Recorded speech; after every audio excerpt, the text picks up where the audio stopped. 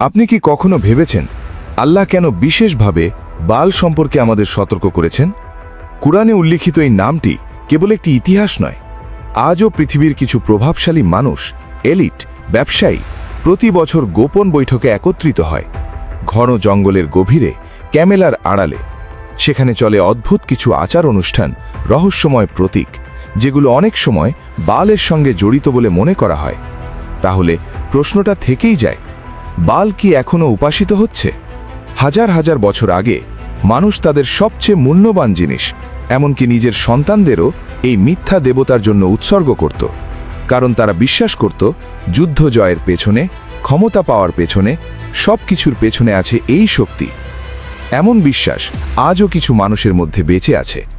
কিন্তু ইতিহাসে আল্লাহ তাদের জন্য এক কঠিন শিক্ষা রেখে দিয়েছেন, আর হয়তো সামনে আবারও তেমন কিছু ঘটতে পারে, যার সাক্ষী আমরা নিজেরাই হব।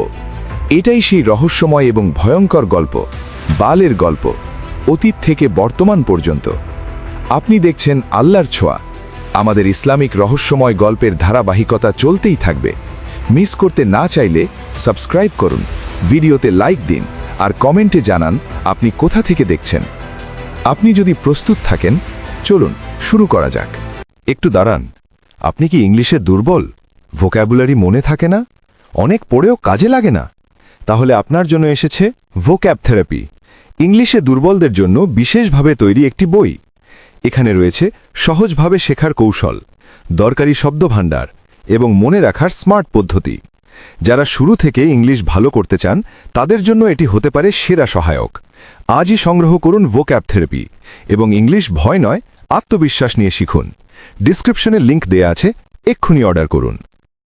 খ্রিস্টপূর্ব প্রায় 2300 সালে টাইগ্রিস ও ইউফ্রেটিস নদীর মাঝখানে যখন মানব সভ্যতা গড়ে তুলছিল তাদের প্রথম বড় বড় নগরী, তখন মানুষ আকাশের দিকে তাকিয়ে একটা বিষয় বুঝতে শুরু করল: বৃষ্টি না হলে জীবন নেই।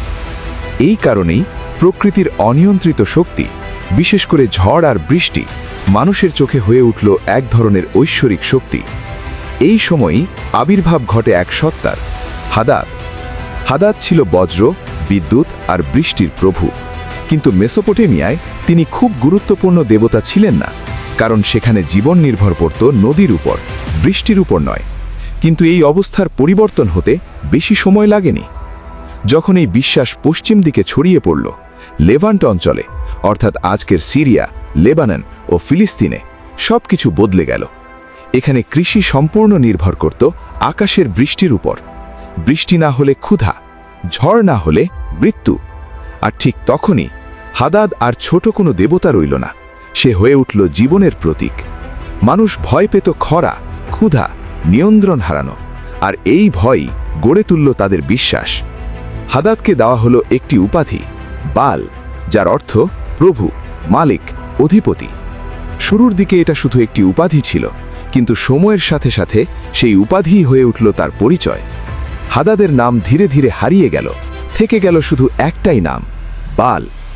এই পরিবর্তনটা ছিল ভয়ঙ্কর গুরুত্বপূর্ণ, কারণ এখন মানুষ শুধু একটি দেবতাকে নয়, একটি শক্তিকে উপাসনা করছিল, যাকে তারা মনে করত সব কিছু নিয়ন্ত্রণ করে। বৃষ্টি তার হাতে, বরকত তার হাতে, জীবন তার হাতে। প্রাচীন উগারিটিক লিপি ও শিলালিপিতে বালকে বর্ণনা করা হয়েছে এমন এক সত্তা হিসেবে যে আকাশ শাসন করে, বজ্র নিয়ন্ত্রণ করে, আর পৃথিবীতে জীবন দান করে। কিছু কাহিনীতে তাকে এমন শক্তি হিসেবেও দেখানো হয়েছে যে মৃত্যুর বিরুদ্ধেও যুদ্ধ করে। কিন্তু এখানে একটি গুরুত্বপূর্ণ সত্য আছে: মানুষ বালকে উপাসনা করেছিল কারণ তারা বোকা ছিল না, তারা করেছিল ভয়ের কারণে। যেমন কুরআন ইঙ্গিত করে, সমস্যাটা মূর্তি ছিল না, সমস্যাটা ছিল সেই নির্ভরতা যা মানুষকে আল্লাহ থেকে দূরে সরিয়ে দিয়েছিল। এভাবেই এক সময়ের ছোট এক ঝড়ের দেবতা হাদাদ ধীরে ধীরে হয়ে উঠল একটি উপাধি, তারপর সেই উপাধি হয়ে উঠল তার পরিচয়, আর সেই পরিচয় রূপ নিল এক পূর্ণাঙ্গ ধর্মে। অবশেষে সে হয়ে উঠল ইতিহাসের সবচেয়ে শক্তিশালী মিথ্যা উপাস্যদের একটি।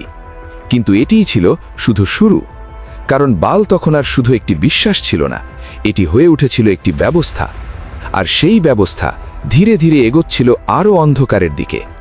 শিশু বলি, কল্পনা করুন, হাজার হাজার বছর আগে একটি শহরের চত্বর, হাজার মানুষের সামনে দাঁড়িয়ে আছে এক বিশাল ব্রোঞ্জের মূর্তি, মানুষের মতো মুখ, কিন্তু মাথায় বিশাল শিং, দুটি হাত সামনে প্রসারিত, হাতের তালু নিচের দিকে ঝুঁকে। মূর্তির ভেতরে আছে ফাঁপা অংশ, আর সেই ভেতরে জ্বলছে আগুন। মানুষ সারিবদ্ধভাবে দাঁড়িয়ে আছে, ঢাক বাজছে, শিঙ্গা ধ্বনিত হচ্ছে, ধূপের ধোঁয়া আকাশে উঠছে, ভিড় দুলছে, চিৎকার করছে, উন্মত্ত হয়ে উঠছে। পুরোহিতরা গান গাইছে, আর ঠিক সেই সময় একজন মা তার ছোট্ট শিশুটিকে তুলে দেয় সেই মূর্তির খোলা হাতের ওপর। শিশুটি ধীরে ধীরে গড়িয়ে পড়ে ঢালু হাত বেয়ে, আর নিচের জ্বলন্ত আগুনের গর্তে পড়ে যায়। মায়ের চোখে পানি আসারও অনুমতি নেই। এটা কোনো কল্পকাহিনী নয়, এটা ছিল বাস্তবতা। প্রাচীন বহু উৎস, প্রত্নতাত্ত্বিক প্রমাণ এবং বাইবেলের বিভিন্ন আয়াতে এই ঘটনার উল্লেখ পাওয়া যায়। টোফেট, হিব্রু ভাষার এই শব্দটি একটি পবিত্র স্থানের নাম, যা জেরুজালেমের দক্ষিণে বেন হিন্নন উপত্যকায় অবস্থিত ছিল। সেই জায়গাতেই শিশুদের আগুনে পুড়িয়ে উৎসর্গ করা হতো। কিন্তু এই নিষ্ঠুর প্রথা শুধু ইসরায়েলেই সীমাবদ্ধ ছিল না। ভূমধ্য সাগরের বিভিন্ন অঞ্চলে, কার্থেজ, বর্তমান তিউনিশিয়া, সার্ডিনিয়া, সিসিলি, এমনকি মাল্টার কাছাকাছি জায়গাগুলোতেও এর নিদর্শন পাওয়া গেছে। 1922 সালে কার্থেজে খননের সময় প্রত্নতত্ত্ববিদরা খুঁজে পান শত শত ছোট মাটির পাত্র, যার ভেতরে ছিল পোড়া শিশুদের হাড়। এসব পাত্রে খোদাই করা ছিল ধর্মীয় লেখা, যেগুলো উৎসর্গ করা হয়েছিল বাল হাম্মনের নামে। কিছু পাত্রে শিশুদের হাড়ের সাথে ছোট প্রাণীর হাড়ও পাওয়া গেছে, আর কিছুতে ছিল শুধু শিশুদের অবশিষ্টাংশ। 1947 সালে আধুনিক তিউনিশিয়ার সুস বা হাদ্রুমেটান এলাকায় আরও ভয়ঙ্কর একটি আবিষ্কার হয়। 6 স্তরের একটি সমাধিস্থল, যেখানে শিশুদের দেহাবশেষ প্রাণীদের সাথে পুড়িয়ে একসাথে রাখা হয়েছিল। গবেষকরা ধারণা করেন এই বলির প্রথা প্রায় 800 বছর ধরে অব্যাহত ছিল। হ্যাঁ, 800 বছর। গ্রিক ইতিহাসবিদ ডিওডোরাস সিকুলাস এই আচার সম্পর্কে লিখেছিলেন, একটি ব্রোঞ্জের মূর্তি ছিল, যার হাত সামনে প্রসারিত এবং নিচের দিকে ঝুঁকে থাকত। যে শিশুকে সেখানে রাখা হতো, সে গড়িয়ে পড়ত আগুন ভরা গর্তে। রোমান লেখক প্লুটার্ক লিখেছেন, যে পরিবারের সন্তান ছিল না, তারা গরিবদের কাছ থেকে শিশু কিনে এনে বলির জন্য ব্যবহার করত। মায়েরা সেখানে দাঁড়িয়ে থাকত, কোনো কান্না ছাড়া, কোনো শব্দ ছাড়া। যদি তারা কাঁদত, তাহলে তারা পারিশ্রমিক হারাত, তবুও শিশুটিকে বলি দেওয়া হতো। এই পুরো সময় ঢাক আর শিঙ্গা বাজানো হতো, যাতে শিশুদের আর্তনাদ কেউ শুনতে না পায়। খ্রিস্টান লেখক টার্টুলিয়ান 2য় শতকে লিখেছিলেন, আফ্রিকায় গভর্নর টিবেরিয়াসের সময় পর্যন্ত খোলাখুলিভাবে শিশুদের বলি দেওয়া হতো, ফিনিশীয়দের বাল, যাকে তারা স্যাটার্ন বলেও চিনত, তার নামে। আর পরে এই ভয়ঙ্কর প্রথা গোপনে চালিয়ে যাওয়া হয়। বালের পাশাপাশি কখনো তার সাথে একীভূত, আবার কখনো আলাদা এক সত্তা হিসেবে আরেকটি নাম উঠে আসে, মোলক। সেমিটিক ঐতিহ্যে মোলক পরিচিত ছিল মানব বলি, বিশেষ করে শিশু বলির সাথে। বাইবেলের লেবীয় পুস্তক 18:21 বলা হয়েছে, তোমাদের সন্তানদের আগুনে দিও না মোলকের উদ্দেশ্যে। আর জেরেমিয়া 7:31 বলা হয়েছে, তারা বেন হিন্নম উপত্যকায় উঁচু স্থান তৈরি করেছিল, যেখানে তারা তাদের ছেলে মেয়েদের আগুনে পুড়িয়ে দিত, যা আমি কখনো আদেশ করিনি, এমনকি চিন্তাও করিনি। কোরআনও এই ভয়ঙ্কর বাস্তবতার দিকে ইঙ্গিত করে। সূরা আল আনাম 6:137 বলা হয়েছে, শয়তান অনেক মুশরিকের কাছে তাদের সন্তান হত্যাকে সুন্দর করে দেখিয়েছিল, যাতে তারা নিজেদের ধ্বংস করে এবং তাদের দ্বীনকে বিভ্রান্ত করে। আল্লাহ এই কাজকে শুধু মানবিক বিচ্যুতি হিসেবে নয়, বরং শয়তানের সবচেয়ে গভীর ফাঁদগুলোর একটি হিসেবে বর্ণনা করেছেন। কিন্তু প্রশ্ন হলো, কেন শিশু? কেন মানুষ তাদের সবচেয়ে মূল্যবান জিনিস, নিজের সন্তান উৎসর্গ করত? উৎসগুলো বলে, তারা বিশ্বাস করত, যত মূল্যবান উৎসর্গ দেওয়া হবে, তত বড় আশীর্বাদ পাওয়া যাবে। যখন খরা বাড়ত, রোগ ছড়াত, যুদ্ধ ঘনিয়ে আসত, তখন দেবতার রাগ শান্ত করতে উৎসর্গের মাত্রাও বাড়ত। প্রথমে প্রাণী, তারপর মানুষ, তারপর তরুণ, আর শেষে নিজের সবচেয়ে প্রিয়, নিজের সন্তান। এমনকি মায়ের কান্না বিশুদ্ধ থাকার পেছনেও বিশ্বাস ছিল, এই বলি হতে হবে সম্পূর্ণ স্বেচ্ছায়। চোখের পানি নাকি দেবতাকে সন্তুষ্ট করত না। রাসূল সাল্লাল্লাহু আলাইহি ওয়াসাল্লাম বলেছেন, যে কেউ একটি শিশুকে হত্যা করে আল্লাহ তার জন্য জান্নাতের দরজা বন্ধ করে দেবেন। মুসনাদ আহমদ। এই একটি হাদিসই সেই অন্ধকার সময়ের ভয়াবহতার প্রকৃত ওজন বুঝিয়ে দেয়। অদ্ভুত ব্যাপার হলো, এই সমাজগুলো ছিল ধনী, শক্তিশালী, উন্নত, তবুও তারা রাতের অন্ধকারে এমন ভয়ঙ্কর শিশু বলি দিত। আর আজ আপনি দেখবেন, যারা নিজেদের এলিট মনে করে তাদের মধ্যেও কিছু লোক সেই পথ অনুসরণ করছে। কিন্তু তার আগে চলুন দেখি কিভাবে এই ভয়ঙ্কর আচার আর উপাসনা পৃথিবীর বিভিন্ন প্রান্তে ছড়িয়ে পড়ল। ইতিহাসে ফিনিশীয় বণিকদের নাম উঠে আসে, যারা বালের উপাসনাকে বিশ্বজুড়ে ছড়িয়ে দিয়েছিল। ইতিহাসে কোনো বিশ্বাস কখনো ছড়িয়েছে তরবারির জোরে, আবার কখনো ছড়িয়েছে জাহাজ আর বাণিজ্যের মাধ্যমে। ফিনিশীয়রা ছিল ইতিহাসের অন্যতম শক্তিশালী সমুদ্রযাত্রী জাতি। তারা বসবাস করত আজকের সিরিয়া ও লেবাননের উপকূলে, টায়ার, সিডন এবং বাইবলস শহরে। খ্রিস্টপূর্ব প্রায় 1200 থেকে 800 সালের মধ্যে তারা ছড়িয়ে পড়ে পুরো ভূমধ্যসাগর জুড়ে। তারা রূপা, হাতির দাঁত, কাঁচ, বেগুনি রঙের কাপড়, নানা মূল্যবান জিনিসের ব্যবসা করত। কিন্তু তারা শুধু পণ্যই বহন করেনি, তারা সঙ্গে করে নিয়ে গিয়েছিল বালের বিশ্বাসও। যেখানেই ফিনিশীয়রা গিয়েছে সেখানে তারা গড়ে তুলেছে বন্দর, বাজার আর একটি মন্দির। দক্ষিণ স্পেনে তারা প্রতিষ্ঠা করে গাদির, বর্তমান কাদিজ শহর। সেখানেও তারা বালের জন্য মন্দির নির্মাণ করে। উত্তর আফ্রিকায় তারা গড়ে তোলে কার্থেজ, এবং সেখানেই বাল হাম্মনকে ঘোষণা করা হয় প্রধান দেবতা হিসেবে। সার্ডিনিয়া, সিসিলি, মাল্টা এসব জায়গাতেও পাওয়া যায় টোফেতের নিদর্শন। ক্রিট ও সাইপ্রাসেও পাওয়া গেছে বালের মূর্তি। কিছু গবেষক আরও গভীর সংযোগের কথা বলেছেন। গবেষক জন ডেনিসন বোল্ডউইন মনে করেন, নর্স পুরাণের বাল্ডার এবং কেল্টিক ঐতিহ্যের কিছু দেবতার সাথে ফিনিশীয়দের বাল বিশ্বাসের সম্পর্ক থাকতে পারে। ব্রিটিশ দ্বীপপুঞ্জে যে বেল্টেন উৎসবে আগুন জ্বালানো হয়, তা অনেকের মতে বালকে উৎসর্গ করা প্রাচীন বসন্ত উৎসবের অবশিষ্টাংশ। বেল্টেন শব্দের অর্থই বালের আগুন। নরওয়ের উত্তরে মধ্যরাত্রির সূর্যের নিচে জ্বালানো আগুন, এমনকি সুইডেনের পাথরের ওপর পাওয়া কিছু প্রতীক, এসবের মধ্যেও কিছু গবেষক বালের প্রভাব খুঁজে পান। ইংল্যান্ডের দক্ষিণে অবস্থিত রহস্যময় স্টোনহেঞ্জ, যার প্রকৃত উদ্দেশ্য এখনও পুরোপুরি জানা যায়নি, কিছু গবেষক মনে করেন এর সাথে কানান অঞ্চলের উপাসনার মিল থাকতে পারে।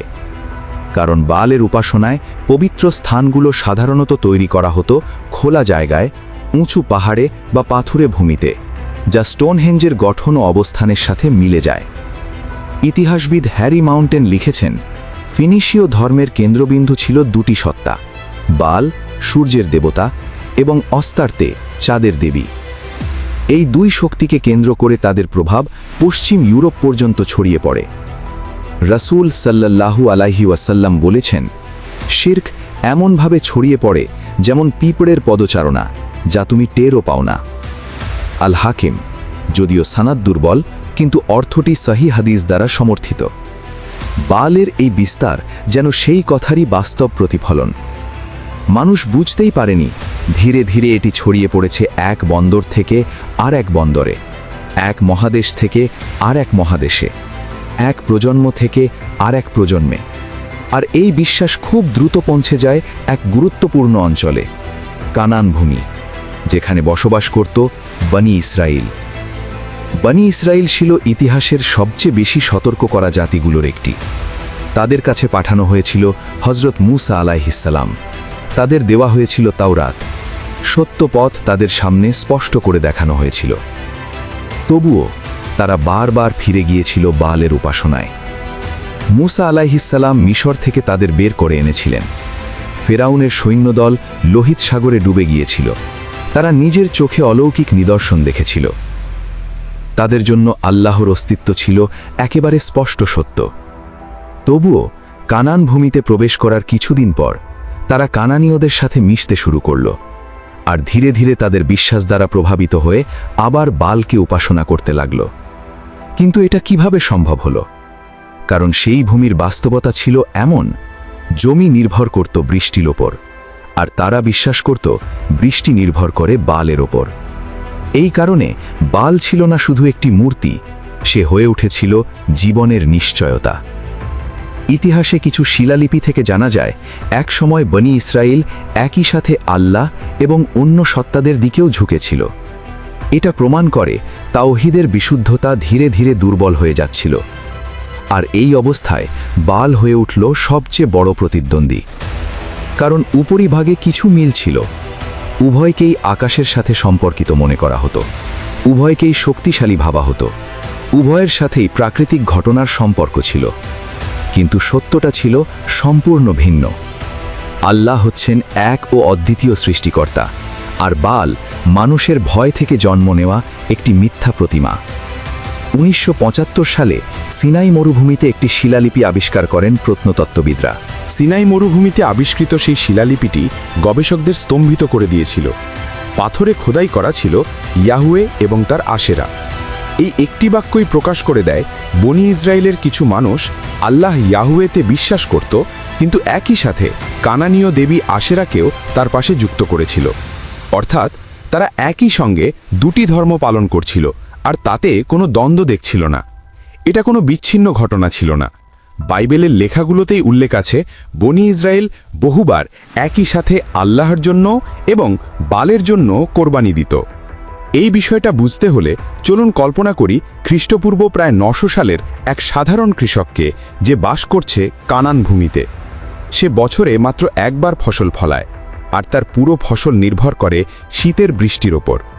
বৃষ্টি না হলে জমি শুকিয়ে যায়, জমি শুকিয়ে গেলে তার সন্তানরা না খেয়ে থাকে, সন্তানরা ক্ষুধার্ত হলে তার কাছে বিক্রি করার মতো কিছুই থাকে না, অথবা বাধ্য হয়ে তাকে নিজের ছোট ছেলেকেও বিক্রি করতে হতে পারে।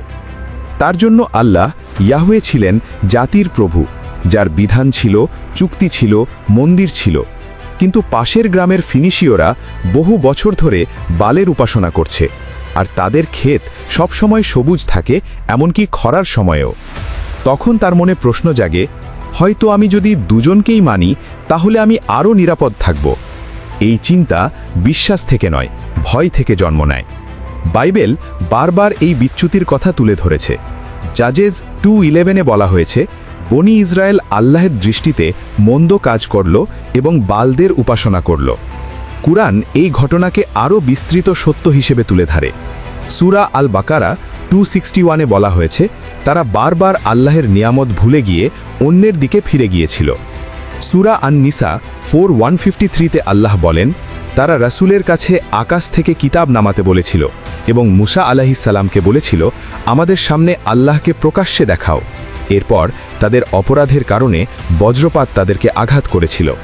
তারা অলৌকিক নিদর্শন দেখেছিল, তবুও ফিরে গিয়েছিল। তারা শাস্তি পেয়েছিল, তবুও ফিরে গিয়েছিল।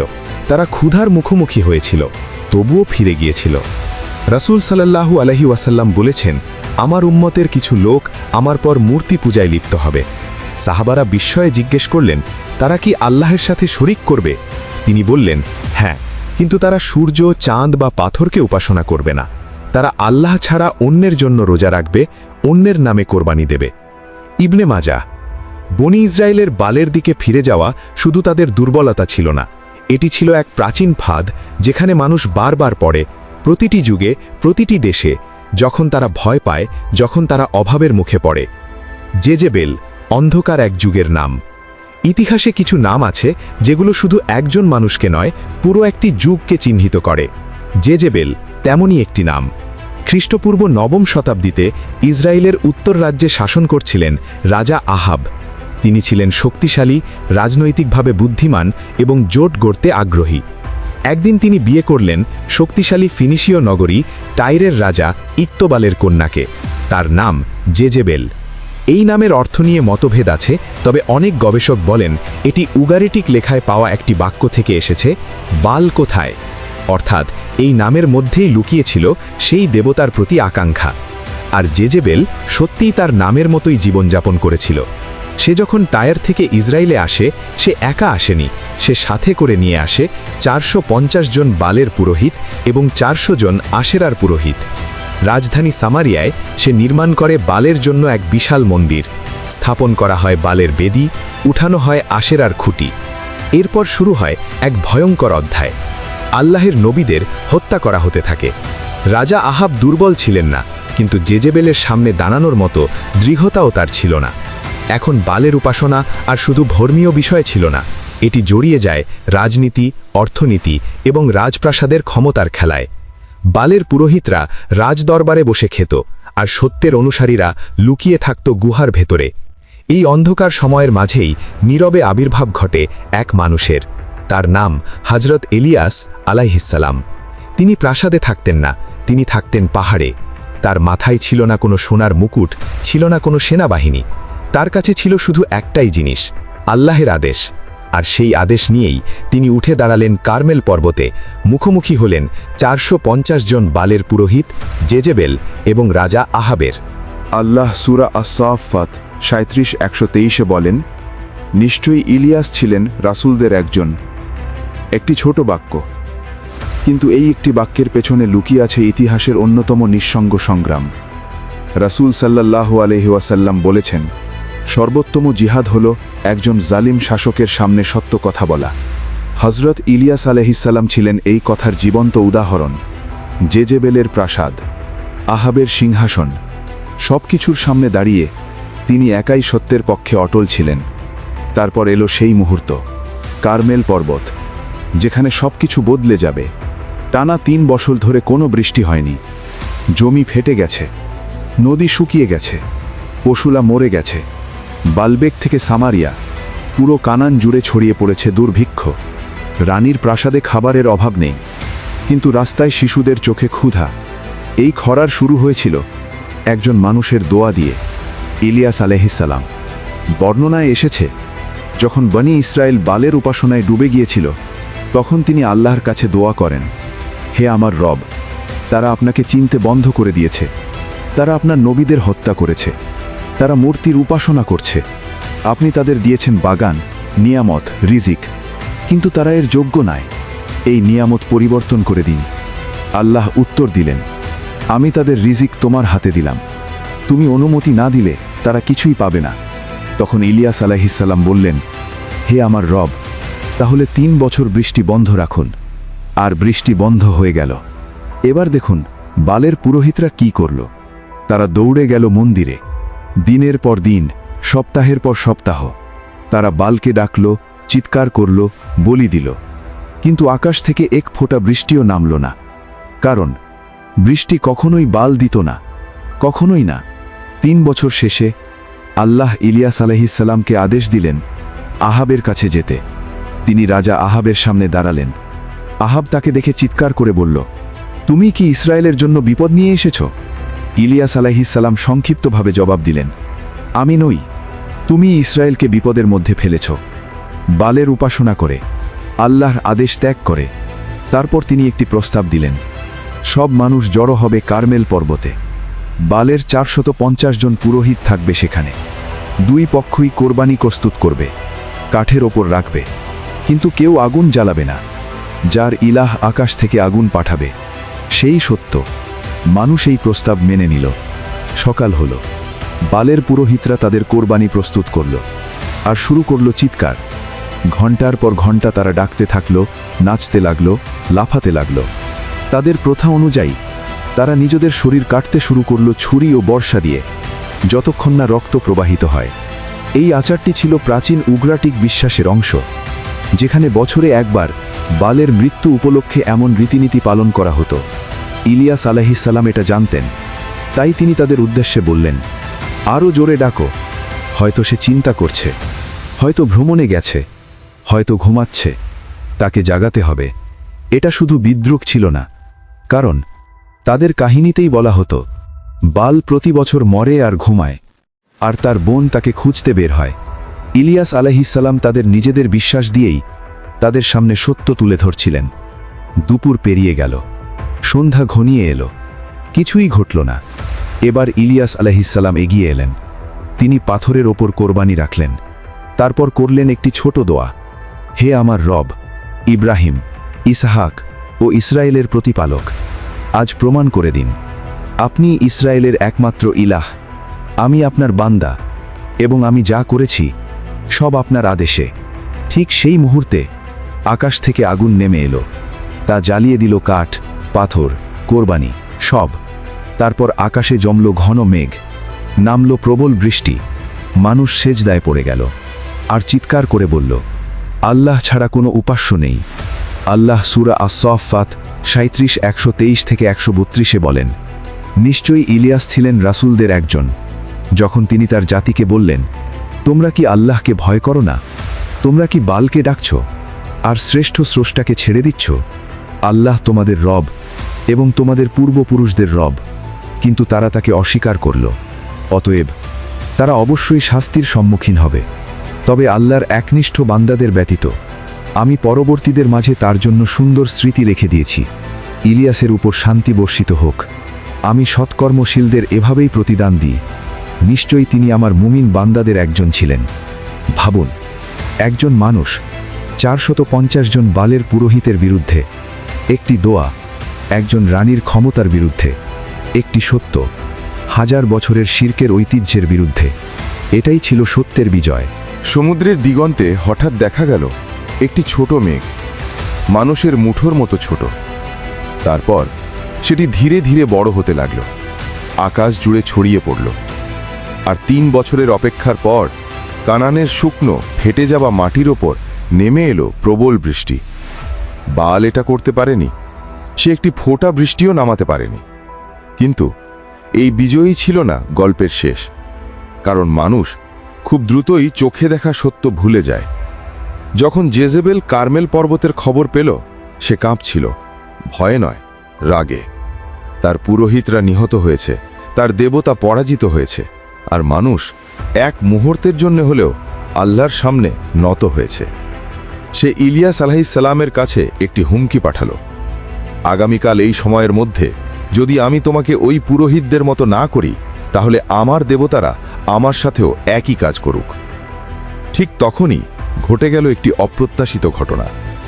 আল্লাহ ইলিয়াস আলাইহিস সালামকে নির্দেশ দিলেন তার জাতিকে ছেড়ে চলে যেতে। এটা ছিল একটি ইঙ্গিত, আরও বড় শাস্তি তাদের দিকে আসছে।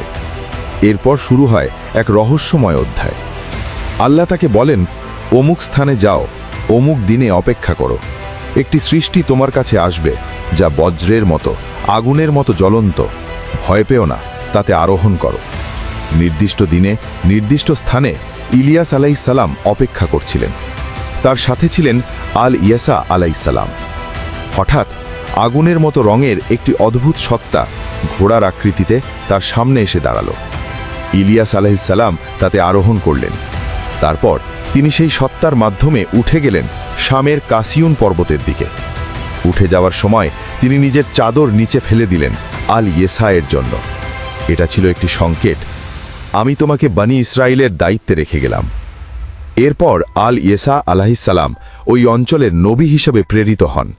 আর ইলিয়াস আলাইহিস সালামকে আল্লাহ এমন মর্যাদা দান করেন যেখানে তাকে নূরের পোশাকে আবৃত করা হয়, খাবার পানির প্রয়োজনীয়তা থেকে মুক্ত করা হয় এবং তাকে এমন অবস্থানে উন্নীত করা হয় যেখানে তিনি একাধিক স্থানে উপস্থিত থাকতে পারেন। ইলিয়াস আলাইহিস সালাম চলে যাবার পর বনি ইসরায়েল আবারও ফিরে যায় তাদের পুরনো পথে। বিভ্রান্তি, কুফর, শিরক সব আবার ফিরে আসে। তারা আবার বালের উপাসনায় লিপ্ত হয়। তখন আল ইয়েসা আলাইহিস সালাম তাদেরকে আল্লাহর পথে ডাকতে থাকেন। ইলিয়াস আলাইহিস সালামের পদ্ধতি ও শরিয়াত আঁকড়ে ধরে, কিন্তু প্রতিরোধ ছিল তীব্র। অধিকাংশ মানুষই বালের উপাসনায় অটল ছিল, আর তাদের উপর নেমে আসে বিভিন্ন বিপর্যয়। এরপর ইতিহাসে একটি নতুন ধারণা ছড়িয়ে পড়তে শুরু করে। বাল আসলে শয়তান নিজেই। বালের একটি উপাধি ছিল বাল জেবুল, অর্থ উচ্চপ্রভু বা মহান অধিপতি। ইহুদি, খ্রিস্টান এবং বিশেষ করে ডেমোনোলজির সাহিত্যে বালকে ধীরে ধীরে দেখা হতে থাকে একটি মিথ্যা দেবতা, তারপর এক ভয়ঙ্কর শয়তানি সত্তা হিসাবে। লেসার কি অফ সলোমন নামের গ্রন্থে তাকে নরকের রাজাদের একজন বলা হয়েছে। সুডো মোনার্কিয়া ডেমোনিয়ামে উল্লেখ আছে সে 66টি বাহিনীর ওপর শাসন করে। কাব্বালার বিখ্যাত গ্রন্থ জোহারে একটা দাবি পাওয়া যায় বাল নাকি আর্কঅ্যাঞ্জেল রাফায়েলের সমপর্যায়ের, যেখানে ইসলামে তাকে তুলনা করা হয় ফেরেস্তা ইসরাফিল আলাইহিস সালামের সাথে, যদিও এটি সম্পূর্ণ ভ্রান্ত এবং ভিত্তিহীন ধারণা। ডেমোনোলজির জাদুবিদ্যার বই গৈটিয়াতে বলা হয় সে কখনো বিড়াল, কখনো ব্যাঙ, আবার কখনো মানুষের রূপ ধারণ করে। কখনো নাকি একসাথে 3টি মাথা নিয়েও দেখা দেয়, মানুষ, বিড়াল এবং ব্যাঙের। কিছু শয়তানি গ্রন্থে বলা হয়েছে তার কণ্ঠস্বর ঘোড়ার মতো, আর যারা তার সাথে সংযোগ স্থাপন করতে পারে তাদের নাকি সে জ্ঞান, গোপন বিদ্যা, এমনকি অদৃশ্য হওয়ার ক্ষমতাও দিতে পারে। ডাক আহ্বানের আচারগুলিতে জাদুকররা একটি বৃত্তের মধ্যে আত্মাকে বন্দী করার চেষ্টা করে এবং তাদের বুকে রাখতে হয় একটি প্রতীক যাকে বলা হয় ল্যামেন, যাতে বালের চিহ্ন থাকে। এভাবে কারা তার সম্মান অর্জন করে এবং নিজেদের ইচ্ছা পূরণ করতে চায়। খ্রিস্টান ডেমোনোলজিতে বিল জেবাব, যাকে বাল হিসাবেই ধরা হয়, তাকে শয়তানের সবচেয়ে শক্তিশালী সহকারী বলা হয়। ইঞ্জিলের মার্ক গ্রন্থে উল্লেখ আছে ফারিসিরা হজরত ঈসা আলাইহিসসালামকে বলেছিল সে বিল জেবাব দ্বারা আচ্ছন্ন, অর্থাৎ শয়তানদের প্রধানের শক্তিতে সে কাজ করে। এভাবেই এক সময়ের বৃষ্টির দেবতা ধীরে ধীরে রূপ নেয় একটি মিথ্যা উপাস্য থেকে একটি অন্ধকার প্রতীকে, অবশেষে শয়তানি শক্তির প্রতীক হিসাবে। ইঞ্জিলের সেই একটিমাত্র বাক্য সে শয়তানদের বের করে দেয়, এই কথাটি বালের পরিচয়কে চূড়ান্তভাবে বদলে দেয়। এখন সে আর শুধু পরাজিত কোনো মিথ্যা দেবতা নয়, সে হয়ে ওঠে এক সক্রিয় শয়তানি শক্তির প্রতীক। 1667 সালে ইংরেজ কবি জন মিল্টন লিখেছিলেন তার বিখ্যাত গ্রন্থ প্যারাডাইস লস্ট। এই মহাকাব্যে শয়তানকে জান্নাত থেকে বিতাড়িত করার পর যে অন্ধকার রাজ্যের বর্ণনা দেওয়া হয়েছে, মিল্টন তার নাম দেন প্যান্ডেমোনিয়াম, অর্থাৎ সব দানবদের সভা। এখানে বাল আর একক কোনো সত্তা নয়, সে হয়ে যায় এক সমষ্টিগত নাম, সব পতিত অন্ধকার শক্তির প্রতীক। মিল্টন ব্যালিম শব্দটি ব্যবহার করেন, যার অর্থ অনেকগুলো বাল, অর্থাৎ পৃথিবীতে ছড়িয়ে থাকা অসংখ্য শয়তানি সত্তা। এভাবেই এক সময়ের ঝড়ের দেবতা হাজার বছরের ব্যবধানে পরিণত হয় সমস্ত অন্ধকার শক্তির প্রতীকে। কুরআন এই বিষয়টিকে ভিন্নভাবে তুলে ধরে। বালকে দেখানো হয়েছে এমন এক মিথ্যা শক্তির কেন্দ্র হিসেবে যার দিকে মানুষ ফিরে যায় যখন তারা আল্লাহকে ছেড়ে দেয়। সূরা আস-সাফফাত 37, 125 থেকে 126-এ আল্লাহ বলেন, তোমরা কি বালকে ডাকছ আর শ্রেষ্ঠ স্রষ্টাকে ছেড়ে দিচ্ছ? আল্লাহই তোমাদের রব এবং তোমাদের পূর্বপুরুষদের রব। এই আয়াতগুলোর মূল বক্তব্য স্পষ্ট, যে সৃষ্টি করে না তার দিকে ফিরে যাওয়া মানে সত্য উৎস থেকে বিচ্ছিন্ন হয়ে যাওয়া। রাসূল সাল্লাল্লাহু আলাইহি ওয়াসাল্লাম বলেছেন, শয়তান মানুষের শরীরে এমনভাবে প্রবাহিত হয় যেমন রক্ত প্রবাহিত হয়। বুখারী, মুসলিম। বালকে বাইরের কোনো শয়তান হিসেবে দেখানো হলেও আসল বিপদ সব সময় ছিল মানুষের ভেতরেই, আল্লাহ ছাড়া অন্য কিছুর প্রতি আসক্তি। ইতিহাসে বাল ছিল অন্যতম জনপ্রিয় উপাস্য, বিশেষ করে পূর্ব সেমিটিক জাতি ও কিছু আরব গোষ্ঠীর মধ্যে। তাকে অনেক সময় নারী নক্ষত্রের স্বামী হিসেবেও কল্পনা করা হতো। ফিনিশীয়, কানানীয়, মোয়াবীয় ও মিডিয়ান জাতির মধ্যে এই উপাসনা ব্যাপকভাবে ছড়িয়েছিল। হজরত মুসা আলাইহিসসালামের সময়েও মোয়াব ও মিডিয়ান জাতির মধ্যে এই উপাসনার প্রচলন ছিল এবং হজরত শুয়াইব আলাইহিসসালামকে মিডিয়ানদের কাছে পাঠানো হয়েছিল তাদের এই ভ্রান্ত উপাসনা থেকে ফিরিয়ে আনার জন্য। কিছু ইতিহাসবিদের মতে আরবদের মধ্যে হুবাল নামের মূর্তিটিও বালের আরেকটি রূপ বা নাম হিসেবে বিবেচিত হতো। বালের শক্তি ও মহিমা নিয়ে বিশ্বাস এতটাই গভীর ছিল যে তাকে বিভিন্ন নামে ডাকা হতো। আরবরা বাল শব্দটি স্বামীর অর্থেও ব্যবহার করত, কিন্তু নির্দিষ্ট প্রেক্ষাপটে এটি দেবতা বা উপাস্যের অর্থ বহন করত। ইসরায়েল সহ বহু অঞ্চলে বালকে ঘিরে বিশাল উৎসব অনুষ্ঠিত হতো, বলি দেওয়া হতো, মন্দির ও বেদি নির্মাণ করা হতো। কিছু ইহুদি পুরোহিত পর্যন্ত ধূপ জ্বালাত, তেল উৎসর্গ করত, এমনকি কখনো মানব বলিও দিত। বালের মূর্তিকে তৈরি করা হতো সোনা দিয়ে, প্রায় 20 কিউবিট উচ্চতার। এতে 4টি মুখ ছিল আর তাকে সেবা করার জন্য ছিল প্রায় 400 জন পুরোহিত। কিন্তু এই উপাসনার শেষটা কোনো হঠাৎ ঘটনার মাধ্যমে হয়নি, এটি ধীরে ধীরে যন্ত্রণাদায়ক পতনের মাধ্যমে ভেঙে পড়েছে। খ্রিস্টপূর্ব 722 সালে অ্যাসিরীয় সাম্রাজ্য ধ্বংস করে দেয় ইসরায়েলের উত্তর রাজ্য। 10টি গোত্র নির্বাসিত হয়, শহরগুলো পুড়িয়ে দেওয়া হয়, মন্দিরগুলো ধ্বংস হয়। এরপর খ্রিস্টপূর্ব 586 সালে ব্যাবিলন আক্রমণ করে দক্ষিণের ইয়াহুদা রাজ্য। জেরুজালেমের দেওয়াল ভেঙে পড়ে। হজরত সুলাইমান আলাইহিস সালামের নির্মিত মহান মন্দির আগুনে পুড়িয়ে ছাই হয়ে যাচ্ছিল। বনি ইসরায়েলের জন্য এটি শুধু একটি রাজনৈতিক পরাজয় ছিল না, এটি ছিল তাদের সিভিলাইজেশনের আত্মা ভেঙে পড়ার মুহূর্ত। কারণ সেই মন্দির তাদের কাছে ছিল পৃথিবীতে আল্লাহর ঘর, আর এখন সেই ঘর ধ্বংস হয়ে যাচ্ছে। এরপর তারা শৃঙ্খলিত অবস্থায় হেঁটে চলল ব্যাবিলনের দিকে। ব্যাবিলন তৎকালীন বিশ্বের সবচেয়ে উন্নত শহরগুলোর একটি। ঝুলন্ত উদ্যান, বিশাল প্রাচীর আর অভূতপূর্ব নগর পরিকল্পনা, সব মিলিয়ে এটি ছিল মানব ইতিহাসের বিস্ময়। কিন্তু ব্যাবিলন আরও কিছু ছিল। এটি ছিল গোপন বিদ্যা ও জাদুবিদ্যার কেন্দ্র। সেখানে কালদীয় পুরোহিতরা নক্ষত্র নিয়ে গবেষণা করত। জ্যোতিষশাস্ত্র, জাদু, ভবিষ্যৎবাণী, এমনকি জিন আহ্বানের আচার সবকিছু ছিল নিয়মতান্ত্রিকভাবে চর্চিত।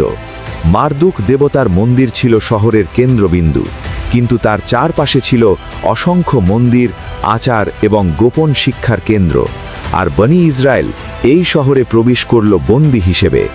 ইসলামিক বর্ণনায় একটি গুরুত্বপূর্ণ সতর্কবার্তা পাওয়া যায়। হজরত সুলাইমান আলাইহিস সালামের মৃত্যুর পর শয়তানরা সক্রিয় হয়ে ওঠে। তারা তার সিংহাসনের নিচে লুকিয়ে রাখে কিছু নিষিদ্ধ গ্রন্থ, যেখানে ছিল জাদুবিদ্যা, জাদু এবং জিন আহ্বানের পদ্ধতি। পরে মানুষ এই গ্রন্থগুলো খুঁজে পায় এবং ভুলভাবে এগুলোকে সুলাইমান আলাইহিস সালামের সাথে সম্পর্কিত করে। তখন আল্লাহ কোরআনে এই ইতিহাস সংশোধন করেন। সূরা আল বাকারা 2:102-এ আল্লাহ বলেন, তারা অনুসরণ করল যা শয়তানরা পাঠ করত। আল্লাহ সূরা আল বাকারার 202-এ বলেন, সুলাইমান আলাইহিস সালাম কুফর করেননি, বরং শয়তানরাই কুফর করেছিল। তারা মানুষকে জাদু শিক্ষা দিত, এবং যা অবতীর্ণ হয়েছিল ব্যাবিলনে 2 ফেরেশতা হারুত ও মারুতের উপর। কিন্তু তারা কাউকে শিক্ষা দেওয়ার আগে বলতো, আমরা তো কেবল একটি পরীক্ষা, অতএব কুফরে পতিত হয়েও না। তারপরও মানুষ তাদের কাছ থেকে শিখেছিল এমন কিছু যা স্বামী স্ত্রীর মধ্যে বিচ্ছেদ ঘটাতে পারে, কিন্তু তারা কারো কোনো ক্ষতি করতে পারত না আল্লাহর অনুমতি ছাড়া। আর তারা শিখেছিল এমন জিনিস যা তাদের ক্ষতি করে, কোনো উপকার করে না। এই আয়াতটি অত্যন্ত গুরুত্বপূর্ণ, কারণ এটি স্পষ্ট করে দেয় ব্যাবিলনের গোপন জাদুবিদ্যার শিকড় একটি মিথ্যা ইতিহাসের সাথে জড়িয়ে দেওয়া হয়েছিল, যা ভুলভাবে সম্পর্কিত করা হয়েছিল হজরত সুলাইমান আলাইহিস সালামের সাথে। এবং আল্লাহ পরিষ্কারভাবে জানিয়ে দিয়েছেন এই জ্ঞান বাস্তব ক্ষতি ডেকে আনে। হারুত ও মারুত এক কঠিন পরীক্ষা। 2 ফেরেশতা হারুত ও মারুত কেন ব্যাবিলনে পাঠানো হয়েছিল? ইসলামী আলেমরা ব্যাখ্যা করেন, তারা পাঠানো হয়েছিল একটি পরীক্ষা হিসেবে। তারা জাদুবিদ্যার জ্ঞান শেখাত, কিন্তু প্রতিবারই আগে সতর্ক করত, আমরা পরীক্ষা, সাবধান, কুফরে পতিত হয়েও না। অর্থাৎ জ্ঞানও দেওয়া হয়েছিল, সতর্ক বার্তাও দেওয়া হয়েছিল, কিন্তু মানুষ সতর্ক বার্তা উপেক্ষা করেছিল। ধীরে ধীরে এই জ্ঞান হয়ে ওঠে ব্যাবিলনের গোপন বিদ্যার ভিত্তি। স্বামী স্ত্রীর মধ্যে বিচ্ছেদ ঘটানো, মানুষকে খুঁটি করা, অদৃশ্য শক্তি লাভের চেষ্টা, এসবই হয়ে ওঠে সেই অন্ধকার ব্যবস্থার সবচেয়ে চাহিদা সম্পন্ন বিষয়। ইতিহাসের এক অদ্ভুত বৈপরীত্য। এখানেই শুরু হয় ইতিহাসের এক বিস্ময়কর বৈপরীত্য। বনি ইসরায়েল ব্যাবিলনে গিয়েছিল বন্দী হিসেবে, কিন্তু সেখানে থাকতে থাকতে তাদের ভেতরে এক পরিবর্তন আসে। তাদের ধর্মতত্ত্ব আরও গভীর, সুসংগঠিত হয়ে ওঠে। কারণ তখন তাদের কোনো মন্দির ছিল না, কোরবানি দেবার সুযোগ ছিল না, পুরোহিত ব্যবস্থাও কার্যকর ছিল না। তাই তারা ধর্মীয় জীবন গড়ে তোলে একটি নতুন ভিত্তির ওপর। গ্রন্থ, ব্যাখ্যা, আলোচনা এবং বিশ্লেষণ। তাওরাতকে কেন্দ্র করে তারা নতুনভাবে চিন্তা করতে শুরু করে। কিন্তু একই সাথে ঘটে আরেকটি গুরুত্বপূর্ণ ঘটনা। তাদের কিছু গোষ্ঠী সংস্পর্শে আসে ব্যাবিলনের গোপন বিদ্যার সাথে। কালদীয় জ্যোতিষশাস্ত্র, সংখ্যার রহস্য, গোপন নাম, প্রতীকী ব্যাখ্যা, ধীরে ধীরে এগুলো ঢুকে পড়ে তাদের চিন্তার কিছু অংশে। এই প্রভাব থেকেই পরবর্তীতে গড়ে ওঠে একটি জটিল মরমী ধারার নাম কাব্বালা। কাব্বালা শব্দের অর্থ গ্রহণ করা বা প্রাপ্ত জ্ঞান। এটি ইহুদি মরমিবাদের সবচেয়ে জটিল ও বিতর্কিত শাখাগুলোর একটি। কিছু ইসলামী আলেম ও পাশ্চাত্য গবেষক মনে করেন এর কিছু শিকড় রয়েছে ব্যাবিলনের নির্বাসনকালে। সংখ্যার গোপন অর্থ, ঐশী নামের ব্যবহার, আত্মার স্তর, মহাজাগতিক শক্তির স্তর বিন্যাস, এসবের মধ্যে পাওয়া যায় ব্যাবিলনের গোপন বিদ্যার সাথে বিস্ময়কর মিল। কিছু সূত্রে বলা হয় নেবুকাদনেজারের সময় ব্যাবিলনে থাকার কারণে কালডীয় গোপন বিদ্যা এবং হারুত মারুতের পরীক্ষার জ্ঞান এগুলো প্রভাব ফেলেছিল পরবর্তীতে গড়ে ওঠা কাব্বালার ওপর। অবশ্যই এটা পুরো ইহুদি ঐতিহ্যের ক্ষেত্রে প্রযোজ্য নয়, কিন্তু এটি ইঙ্গিত করে একটি নির্দিষ্ট ধারা যা গোপন আচার, প্রতীক এবং রহস্যময় ব্যাখ্যার দিকে ঝুঁকেছিল, তা এই ব্যাবিলনীয় প্রভাব দ্বারা প্রভাবিত হয়েছিল। ইসলামের দৃষ্টিভঙ্গি। ইসলাম এই পুরো বিষয়টিকে খুব পরিষ্কারভাবে দেখে। আল্লাহ জ্ঞান পাঠিয়েছেন নবীদের মাধ্যমে। এই জ্ঞান ছিল উন্মুক্ত, সব মানুষের জন্য। আর গোপন জ্ঞান, এটি ঠিক বিপরীত। গোপন জ্ঞান নির্বাচিত কিছু মানুষের জন্য, রহস্যময় আচার অনুষ্ঠানের মাধ্যমে অর্জিত শক্তি। এভাবে তৈরি হয় আল্লাহ এবং মানুষের মাঝে মধ্যস্থতাকারী। আর ইসলাম এটিকে দৃঢ়ভাবে প্রত্যাখ্যান করে। সূরা আল বাকারার 202 নম্বরের শেষাংশে বলা হয়েছে, তারা অবশ্যই জানত যে কেউ এই জিনিস ক্রয় করবে তার জন্য আখেরাতে কোনো অংশ নেই। কতই না নিকৃষ্ট সেই বিনিময় যার মাধ্যমে তারা নিজেদের বিক্রি করে দিল যদি তারা জানত। ব্যাবিলনের সেই গোপন বিদ্যায় ভরা পরিবেশে বনি ইসরায়েলের কিছু মানুষ এই লেনদেন করেছিল।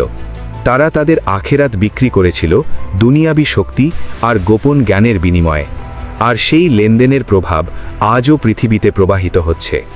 খ্রিস্টপূর্ব 538 সালে ব্যাবিলন নির্বাসনের অবসান ঘটে। পারস্যের রাজা সাইরাস বনি ইসরায়েলকে ফিরে যাবার অনুমতি দেন। কেউ কেউ ফিরে যায়, কিন্তু অনেকেই থেকে যায়।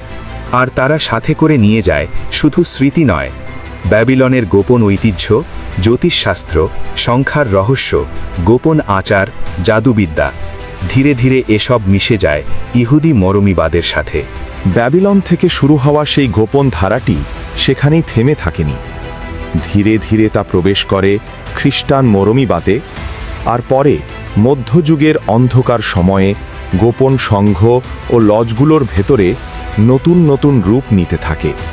রাসূল সাল্লাল্লাহু আলাইহি ওয়াসাল্লাম বলেছেন, যে কোনো জাতির অনুকরণ করে সে তাদেরই অন্তর্ভুক্ত হয়ে যায়।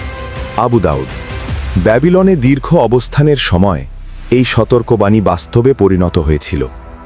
কিছু মানুষ মুক্তির অপেক্ষায় থাকতে থাকতে ধীরে ধীরে নিজেই ঢুকে পড়ে সেই অন্ধকারের ভেতর, যে অন্ধকার থেকে তারা পালাতে চেয়েছিল। আর সেই অন্ধকার, যেমন আমরা সামনে দেখব, কখনো পুরোপুরি শেষ হয়নি। ফ্রিমেসনারি ও গোপন শক্তি।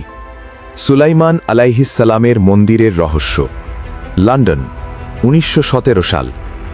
4টি মেসনিক লজ একত্রিত হয়ে গঠন করে গ্র্যান্ড লজ। সরকারি ইতিহাস অনুযায়ী এখান থেকেই শুরু ফ্রিমেসনারির যাত্রা, কিন্তু তাদের নিজেদের বর্ণনা এর ইতিহাসকে আরও অনেক দূরে নিয়ে যায়, সরাসরি হযরত সুলাইমান আলাইহিসসালামের মন্দির পর্যন্ত।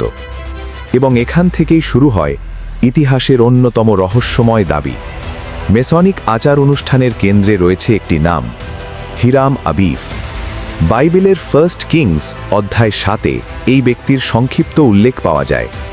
তিনি ছিলেন একজন দক্ষ কারিগর, ধাতুশিল্পী, যাকে টায়র নগরী থেকে আনা হয়েছিল সুলাইমান আলাইহিসসালামের মন্দির নির্মাণের জন্য। হিব্রু গ্রন্থে তার নাম মাত্র কয়েকবার এসেছে, কিন্তু মেসনিক ঐতিহ্যে এই চরিত্রকে সম্পূর্ণ ভিন্ন এক স্তরে নিয়ে যাওয়া হয়েছে। মেসনিক কাহিনী অনুযায়ী হিরাম আবিফ ছিলেন মন্দিরের গ্র্যান্ড মাস্টার। তিনি একাই জানতেন সব গোপন রহস্য। একদিন 3 জন আক্রমণকারী তার কাছ থেকে সেই গোপন জ্ঞান ছিনিয়ে নিতে চায়, কিন্তু তিনি তা প্রকাশ করতে অস্বীকার করেন। ফলাফল, তাকে হত্যা করা হয়। এরপর তাকে পুনর্জীবিত করা হয়। মৃত্যু এবং পুনর্জন্ম, এই থিম আমরা আগেও দেখেছি। বাল থেকে শুরু করে গ্রিক দেবতা জিউস, সেখান থেকে মিশরের ওসিরিস পর্যন্ত। গবেষকরা এখানে একটি গুরুত্বপূর্ণ সংযোগের কথা বলেন। টায়রের প্রধান দেবতা ছিল মেলকার্ট, যার অর্থ শহরের প্রভু। এই মেলকার্টই আসলে টায়র অঞ্চলে বালেরই এক রূপ, এবং মেলকার্টের উপাসনার কেন্দ্রেও ছিল মৃত্যু এবং পুনর্জন্মের আচার। প্রতি বছর তার পুনরাবির্ভাব উদযাপন করা হতো বিশেষ অনুষ্ঠানের মাধ্যমে। ফিনিশীয় বর্ণনায় বলা হয় এই দেবতা আগুনের মধ্য দিয়ে পুনর্জন্ম লাভ করে। আর হিরাম আবিফ, যিনি ফ্রিমেসনারির কেন্দ্রীয় চরিত্র, তিনি এসেছেন ঠিক সেই টায়র নগরী থেকেই। এটা কি শুধু কাকতালীয়, নাকি এর পেছনে রয়েছে গভীর কোনো সংযোগ? কিছু গবেষক মনে করেন হিরাম আবিফের চরিত্রটি আসলে মেলকার্ট উপাসনার প্রতিফলন, যা মেসনিক আচার অনুষ্ঠানে ঢুকে পড়েছে। অর্থাৎ টায়রের বাল রূপ মেলকার্ট ফ্রিমেসনারির মূল কাহিনীর ভেতরে জড়িয়ে যেতে পারে। এখানে বাইবেলের একটি ঘটনার কথাও আসে। হযরত সুলাইমান আলাইহিসসালাম টায়রের রাজা হিরামের কাছে বার্তা পাঠান, লেবানন থেকে দেবদারু কাঠ, দক্ষ কারিগর ও স্থাপত্য জ্ঞান চেয়ে। এর মানে সুলাইমান আলাইহিসসালামের মন্দির নির্মাণে ফিনিশীয় কারিগরদের ভূমিকা ছিল, এবং তাদের স্থাপত্য শৈলীর প্রভাবও থাকতে পারে। এই কারণেই কিছু লোক দাবি করে আজও সেই মন্দির পুনর্নির্মাণের পরিকল্পনা রয়েছে। তবে ইসলামের দৃষ্টিতে বিষয়টি একেবারেই পরিষ্কার। হযরত সুলাইমান আলাইহিসসালামের সাথে বালের কোনো সম্পর্ক নেই, বরং অতীতে কিছু লোক তাকে জাদুবিদ্যার সাথে জড়ানোর চেষ্টা করেছিল। কিন্তু ইসলাম এই সব দাবি সম্পূর্ণভাবে প্রত্যাখ্যান করে। গ্র্যান্ড আর্কিটেক্ট কে তিনি? ফ্রিমেসনারির একটি মূল ধারণা হল grand architect of the universe, অর্থাৎ মহাবিশ্বের মহান স্থপতি। এই ধারণায় স্রষ্টাকে একজন নির্মাতা বা ডিজাইনার হিসেবে বর্ণনা করা হয়। কিন্তু প্রশ্ন হল, এই স্রষ্টা আসলে কে? ইচ্ছাকৃতভাবে এটির নির্দিষ্ট পরিচয় দেওয়া হয় না, ফলে ভিন্ন ভিন্ন ধর্মের মানুষ একই কাঠামোর ভেতরে যুক্ত হতে পারে। সমালোচকরা প্রশ্ন তোলেন, যদি উদ্দেশ্য আল্লাহ হন অথবা খ্রিস্টানদের ঈশ্বর, তাহলে নামটি স্পষ্ট করে বলা হয় না কেন? এটি কি কেবল অন্তর্ভুক্তির জন্য, নাকি ইচ্ছাকৃত গোপনীয়তা? ইল্লুমিনাটি নতুন এক অধ্যায়। 1776 সালে বাভারিয়ায় অ্যাডাম ওয়াইশাফট প্রতিষ্ঠা করেন একটি সংগঠন, ইল্লুমিনাটি। অল্প সময়ের মধ্যেই এই সংগঠন মেসনিক লজগুলোর সাথে ঘনিষ্ঠভাবে যুক্ত হয়ে যায়। লিখিত সূত্র অনুযায়ী এই সংগঠনের লক্ষ্য ছিল চার্চ ও রাষ্ট্রের ক্ষমতা দুর্বল করা এবং একটি নতুন ব্যবস্থা গড়ে তোলা, যা পরিচালিত হবে যুক্তি ও গোপন জ্ঞানের মাধ্যমে। পরবর্তীতে বাভারিয়ান সরকার এই সংগঠন নিষিদ্ধ ঘোষণা করে। 1785 সালে এই সংগঠনটি আনুষ্ঠানিকভাবে নিষিদ্ধ করা হলেও অনেক গবেষকের মতে এটি ভিন্ন ভিন্ন নাম ও কাঠামোর মাধ্যমে গোপনে টিকে থাকে। এই ধরনের গোপন কাঠামোগুলোর মধ্যে একটি সাধারণ ধারা দেখা যায়: ক্ষমতা, গোপন জ্ঞান এবং আচার অনুষ্ঠান। ঠিক যেমন বালের পুরোহিতরা ধর্ম, রাজনীতি ও অর্থনীতিকে একসাথে নিয়ন্ত্রণ করত, তেমনি আধুনিক কিছু গোপন গোষ্ঠীর ক্ষেত্রেও একই ধরনের 3টি ভিত্তির কথা বলা হয়। অনেক সূত্র অনুযায়ী এই ধরনের গোষ্ঠীতে প্রভাবশালী ব্যক্তিরা যুক্ত থাকে, যাদের রাজনৈতিক, অর্থনৈতিক ও সাংস্কৃতিক জগতে বড় প্রভাব রয়েছে। এই প্রভাব আজও বিভিন্নভাবে দেখা যায়। যেমন উত্তর ক্যালিফোর্নিয়ার মন্টেরে শহরের কাছে ঘন রেডউড বনের ভেতরে প্রতি বছর জুলাই মাসে একটি গোপন সমাবেশ অনুষ্ঠিত হয়। এখানে বিশ্বের সবচেয়ে ক্ষমতাবর ব্যক্তিদের অনেকেই অংশ নেন। যুক্তরাষ্ট্রের প্রেসিডেন্টরা, প্রতিরক্ষা কর্মকর্তারা, সিআইএ প্রধানরা, কেন্দ্রীয় ব্যাংকের শীর্ষ কর্মকর্তারা, ফরচুন 500 কোম্পানির সিইওরা এবং মিডিয়ার প্রভাবশালী ব্যক্তিরা।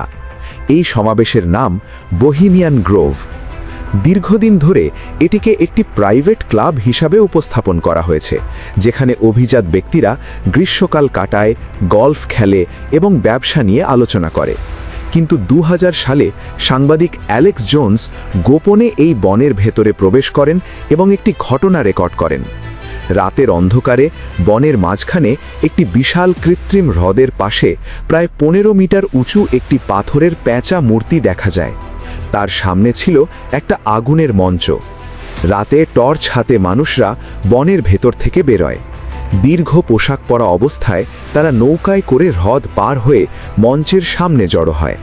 তারপর শুরু হয় একটি আচার, যার নাম ক্রিমেশন অফ কেয়ার। একটি মানবাকৃতি কাঠের প্রতীকী মূর্তি মঞ্চে আনা হয় এবং সেটিকে আগুনে পোড়ানো হয় প্যাঁচার সামনে। তারপর শুরু হয় আলোচনা ও অনুষ্ঠান।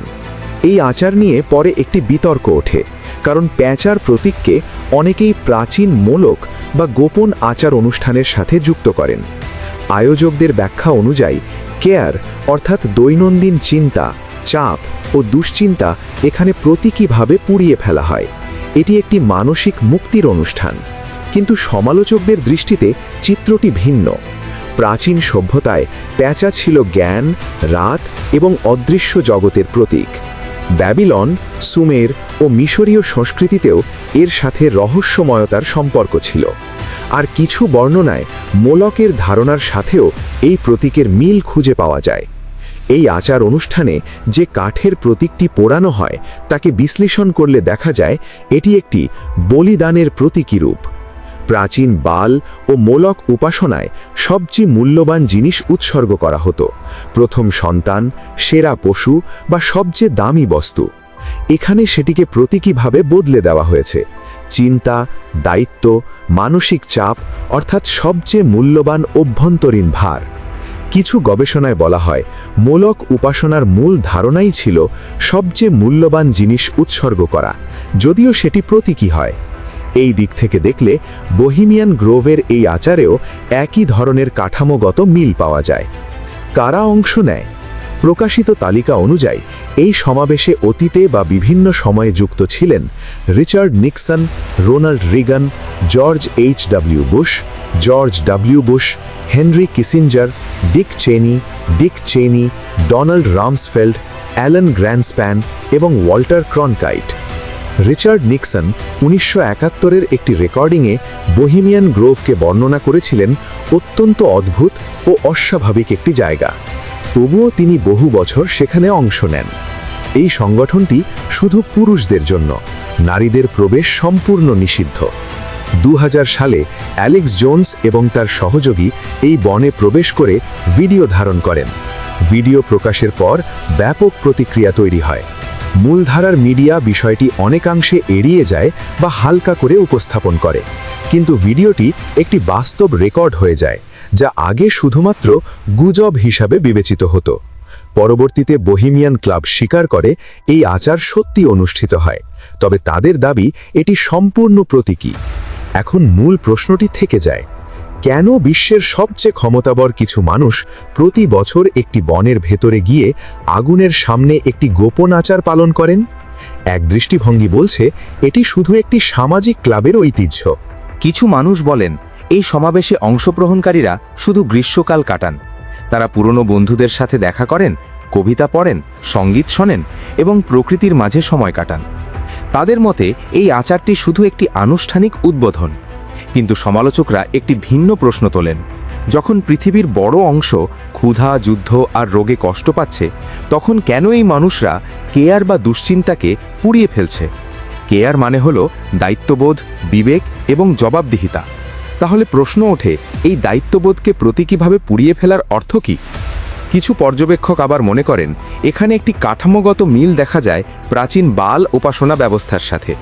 প্রাচীন বাল ধর্মীয় ব্যবস্থার 3টি বৈশিষ্ট্য ছিল: গোপনীয়তা, সীমিত সদস্যপদ এবং আচার অনুষ্ঠানের কেন্দ্রিকতা। সেই সময়ে সবকিছু জনসমক্ষে হতো না। সাধারণ মানুষ মন্দিরের ভেতরের অংশে যেতে পারত না। জ্ঞান ও ক্ষমতা একটি ছোট গোষ্ঠীর হাতে সীমাবদ্ধ ছিল। সমালোচকদের মতে বোহেমিয়ান গ্রোভের কাঠামোতেও এই একই ধরনের বৈশিষ্ট্য দেখা যায়: গোপনীয়তা, সীমিত প্রবেশাধিকার এবং আগুনকে কেন্দ্র করে আচার। প্রাচীন বাল উপাসনায় পুরোহিতরা আগুনের জন্য অপেক্ষা করত, কিন্তু সেই আগুন আসত না। হজরত ইলিয়াস আলাইহি ওয়াসাল্লামের মাধ্যমে কুরআন একটি প্রশ্ন পুনরায় তুলে ধরে, তোমরা কি আল্লাহকে ছেড়ে অন্য কিছুকে ডাকছ? সূরা আস-সাফফাতের এই প্রশ্ন আজও প্রাসঙ্গিক, যেমনটি ছিল প্রাচীন কানানের একজন সাধারণ কৃষকের জন্য। প্রাচীন বাল ব্যবস্থায় ক্ষমতা ও ধর্মীয় আচার ছিল একে অপরের সাথে জড়িত। রাজা নিজের বৈধতা প্রমাণ করত বালের নিকটতার মাধ্যমে, আর পুরোহিতরা নিয়ন্ত্রণ করত ধর্মীয় আচার ও জ্ঞান। সমালোচকদের মতে এই কাঠামোর মূল ধারণা বদলায়নি, শুধু রূপ পরিবর্তন হয়েছে। আধুনিক কিছু সমাবেশে যেখানে সম্পদ, ক্ষমতা, খ্যাতি ও প্রভাব একত্রিত হয়, সেখানে কেয়ারকে পুড়িয়ে ফেলার প্রতীককে দেখা হয় এক ধরনের মানসিক মুক্তি হিসেবে। কিন্তু প্রাচীন বর্ণনায় বাল উপাসনায়ও একই ধরনের ধারণা ছিল। মানুষ তাদের সবচেয়ে মূল্যবান জিনিস উৎসর্গ করত। এপস্টেইন মামলা ও বিতর্কিত দাবি। এই প্রসঙ্গে পরবর্তীতে উঠে আসে একটি সম্পূর্ণ ভিন্ন কিন্তু আলোচিত বিষয়, জেফ্রি এপস্টেইন। তিনি ছিলেন একজন ধনী ফাইন্যান্সার যার বিরুদ্ধে গুরুতর অপরাধের অভিযোগ প্রমাণিত হয়। অনেক তরুণীকে শোষণের অভিযোগে তাকে গ্রেফতার করা হয় এবং পরে কারাগারে মৃত্যু ঘটে। এই মামলার তদন্ত ও নথি প্রকাশের পর বিশ্বজুড়ে ব্যাপক আলোড়ন সৃষ্টি হয়। কিছু গবেষক ও আলোচনায় দাবি করা হয় এই নথির মধ্যে বাল নামটি কিছু জায়গায় দেখা যেতে পারে বলে আলোচনা হয়েছে। একটি দাবিতে বলা হয় একটি ব্যাংক লেনদেন বা অ্যাকাউন্ট নামের সাথে বাল ধরনের শব্দ যুক্ত ছিল, কিন্তু এটি নিয়ে পরিষ্কারভাবে বলা জরুরি এগুলো সব ক্ষেত্রে নিশ্চিত প্রমাণ নয়। কিছু তথ্য যাচাই করা হয়েছে, কিছু এখনও তদন্তাধীন, আর কিছু কেবলমাত্র দাবি বা অনুমান। তবে যা নিশ্চিত, এপস্টেইন কেসে ক্ষমতাবান ব্যক্তিদের জড়িত একটি সংগঠিত অপরাধ কাঠামো প্রমাণিতভাবে উঠে এসেছে। লিটল সেন্ট জেমস দ্বীপ। এপস্টেইনের পারিবারিক দ্বীপ লিটল সেন্ট জেমসে একটি রহস্যময় স্থাপনা নিয়ে আলোচনা হয়। দ্বীপের ওপরে একটি ছোট নীল সাদা দাগযুক্ত ভবন ছিল, যার ওপর সোনালী গম্বুজ দেখা যায়। দূর থেকে এটিকে অনেকেই মন্দিরের মতো মনে করেন। কিছু গবেষক এর স্থাপত্য বিশ্লেষণ করে বিভিন্ন ঐতিহাসিক নকশার সাথে তুলনা করেছেন। তবে এগুলো সম্পূর্ণভাবে প্রমাণিত নয় এবং অনেক বিষয় এখনও নিশ্চিতভাবে যাচাই করা হয়নি। গুরুত্বপূর্ণ বাস্তবতা। সবশেষে পরিষ্কারভাবে বলা দরকার, এপস্টেইন কেসে যা নিশ্চিতভাবে প্রমাণিত হয়েছে তা হলো একটি সংগঠিত অপরাধ চক্র যেখানে প্রভাবশালী ব্যক্তিরা জড়িত ছিল এবং ভয়াবহ অপরাধ সংঘটিত হয়েছে। এগুলো আদালতের রায় ও তদন্তের মাধ্যমে প্রতিষ্ঠিত সত্য। আরেকটি আলোচিত দাবি অনুযায়ী কিছু ইমেলে নাকি কাবা শরীফের আবরণ কিসওয়া থেকে অংশ সংগ্রহের চেষ্টা সম্পর্কিত কথাবার্তা ছিল বলে উল্লেখ করা হয়। যদি এই ধরনের দাবি কখনো প্রমাণিত হতো, তাহলে এটি মুসলমানদের জন্য গভীর ধর্মীয় ও নৈতিক উদ্বেগের বিষয় হতো, কারণ পবিত্র বস্তুসমূহ ইসলামে অত্যন্ত সম্মানিত এবং এর অপব্যবহার গুরুতর লঙ্ঘন হিসেবে বিবেচিত হয়। তবে স্পষ্টভাবে বলা জরুরি, এই ধরনের দাবিগুলো এখনও যাচাইহীন এবং সতর্কতার সাথে দেখা উচিত। একটি বাস্তব সত্য কিন্তু থেকে যায়। এপস্টেইন কেস দেখিয়েছে কিভাবে ক্ষমতা, প্রভাব এবং নীরবতা অন্যায়কে দীর্ঘ সময় আড়াল করতে পারে। অনেক সময় মানুষ জানলেও নীরব থাকে, কারণ ক্ষমতা নীরবতাকে নিয়ন্ত্রণ করতে পারে। যখন মানুষ বিভিন্ন ঘটনা, প্রাইভেট দ্বীপ, গোপন সভা বা প্রভাবশালী কাঠামো একসাথে দেখে, তখন তারা কিছু মিল খুঁজে পায়। কিন্তু এখানে একটি গুরুত্বপূর্ণ বিষয়, প্রমাণিত সত্য আর অনুমানকে আলাদা রাখা জরুরি। ইতিহাস যা স্পষ্টভাবে দেখায় তা হল ক্ষমতার অপব্যবহার, গোপনীয়তা এবং নৈতিক ব্যর্থতা বিভিন্ন যুগে বিভিন্ন রূপে দেখা দিতে পারে। আসল সমস্যা নাম বা প্রতীক নয়, বরং মানুষ ক্ষমতা, দায়িত্ব ও সত্যের সাথে কী আচরণ করছে সেটাই মূল বিষয়। প্রাচীন যুদ্ধ ও দেবতার ধারণা। প্রাচীন বিশ্বে প্রায় প্রতিটি যুদ্ধের সাথে ধর্মীয় বিশ্বাস জড়িয়েছিল। কোনো সেনাবাহিনী শুধু যুদ্ধ করত না, তারা বিশ্বাস করত কোনো দেবতা তাদের সাথে আছেন। প্রতিটি অস্ত্র আশীর্বাদ করা হতো, প্রতিটি বিজয়কে দেখা হতো দেবতার অনুগ্রহ হিসেবে, আর প্রতিটি পরাজয়কে ব্যাখ্যা করা হতো দেবতার রাগ হিসেবে। কিছু দেবতার মধ্যে বালকে অনেক সময় ঝড়, বজ্র, ধ্বংস এবং জীবনের শক্তির সাথে যুক্ত করা হয়েছে। ধীরে ধীরে ঝড়ের ধারণা যুদ্ধের সাথে যুক্ত হয়। বজ্র হয়ে ওঠে অস্ত্র, আকাশের শব্দ হয়ে ওঠে যুদ্ধের ডাক, আর ঝড়কে দেখা হয় বিশৃঙ্খলার প্রতীক হিসেবে। কিছু ঐতিহাসিক গ্রন্থে বালকে যুদ্ধ ও শক্তির প্রতীক হিসেবেও বর্ণনা করা হয়েছে। কিছু সভ্যতায় বাল উপাসনার সাথে যুদ্ধের আচারও যুক্ত ছিল, যেমন কার্থেজিয়ানরা যুদ্ধের আগে উৎসর্গ করত, ফিনিশিয়ানরা সমুদ্র ঝড়ে প্রার্থনা করত। মধ্য এশিয়ার কিছু প্রাচীন গোষ্ঠীর মধ্যে যুদ্ধের প্রতীক হিসেবে তরবারিকে ব্যবহার করার কথাও পাওয়া যায়। এখন যদি আমরা বিস্তৃতভাবে দেখি, বিভিন্ন সভ্যতায় শক্তি, অস্ত্র এবং প্রতীকের ব্যবহার সব সময় গুরুত্বপূর্ণ ছিল। কিছু মানুষ আধুনিক রাষ্ট্রীয় প্রতীকগুলোর সাথেও প্রাচীন প্রতীকের মিল খুঁজে দেখেন, যেমন ঈগল, তীর বা পিরামিড। উদাহরণস্বরূপ, যুক্তরাষ্ট্রের গ্রেট সিলে একটি ঈগল, তীর, জলাইপা শাখা এবং একটি পিরামিডের ওপর চোখের প্রতীক রয়েছে। এই প্রতীকগুলো 1782 সালে আনুষ্ঠানিকভাবে গ্রহণ করা হয়। ইতিহাসবিদরা সাধারণত এগুলোর ব্যাখ্যা করেন শক্তি, শান্তি এবং ঐশ্বরিক প্রভিডেন্স হিসেবে, তবে ভিন্ন ব্যাখ্যাও মাঝে মাঝে আলোচিত হয়। এখানে একটি বিষয় পরিষ্কার করা জরুরি: আধুনিক সরকার বা যুদ্ধ প্রাচীন বাল উপাসনার দ্বারা পরিচালিত এমন কোনো প্রমাণিত ঐতিহাসিক ভিত্তি নেই, তবে কিছু মানুষ প্রতীকী বা দার্শনিক তুলনা করে থাকেন। আধুনিক যুদ্ধ ও মানবিক ক্ষতি। বিংশ শতকের দুটি বিশ্বযুদ্ধে কোটি কোটি মানুষ প্রাণ হারিয়েছেন। অনেকেই ছিলেন তরুণ, যাদের জীবন শুরুই হয়নি। এরপরেও বিভিন্ন সংঘাত ইরাক, আফগানিস্তান, সিরিয়া, ইয়েমেন বিশেষ করে সাধারণ মানুষ ও শিশুদের ওপর গভীর প্রভাব ফেলেছে। কিছু বিশ্লেষক এটিকে ব্যাখ্যা করেন ক্ষমতার জন্য ভবিষ্যৎকে বলি দেওয়ার মতো একটি চক্র হিসেবে।